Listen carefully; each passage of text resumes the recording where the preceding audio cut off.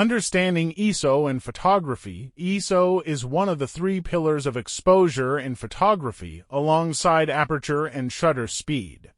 It plays a crucial role in determining the exposure and the quality of your images. In simple terms, ISO controls the sensitivity of your camera's sensor to light. Here's a detailed explanation of what ISO is and how it affects your photos. What is ISO?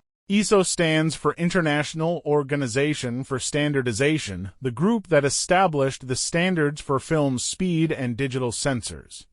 In photography, ISO refers to the sensitivity of the camera's sensor or film in traditional photography to light. Low ISO, for example, 100, 200 means the sensor is less sensitive to light. High ISO, for example 1600, 3200 or beyond means the sensor is more sensitive to light. The idea is simple. A higher ISO setting allows you to capture images in lower light conditions without needing longer exposures or wider apertures. However, it also comes with trade-offs, particularly in terms of image quality. How ISO works. ISO affects your image into primary ways. Exposure. The higher the ISO, the more sensitive the sensor becomes to light. This means that at a higher ISO, you can take photos in lower light without needing to use a slower shutter speed or a larger aperture. Essentially, a higher ISO lets you shoot in dimmer environments without the risk of underexposure. Conversely, a lower ISO, for example 100, is ideal for bright environments where there is plenty of light, allowing you to avoid overexposure. Noise grain. As you increase the ISO, the image becomes more noisy.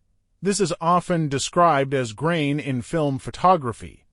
Digital noise appears as random color spakes or pixels in the image, particularly in shadowy areas or uniform surfaces like skies or walls. Noise becomes more noticeable at higher ISOs above 800 or 1600, especially in low-quality sensors or when you push the ISO very high like 6400 or higher.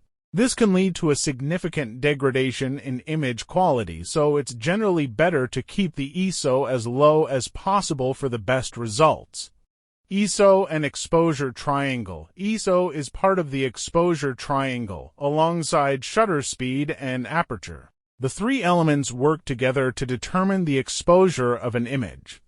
You can adjust each to achieve proper exposure, but they each have different impacts on the final result. Shutter speed, how long the camera's shutter stays open. Aperture, how wide the lens opening is.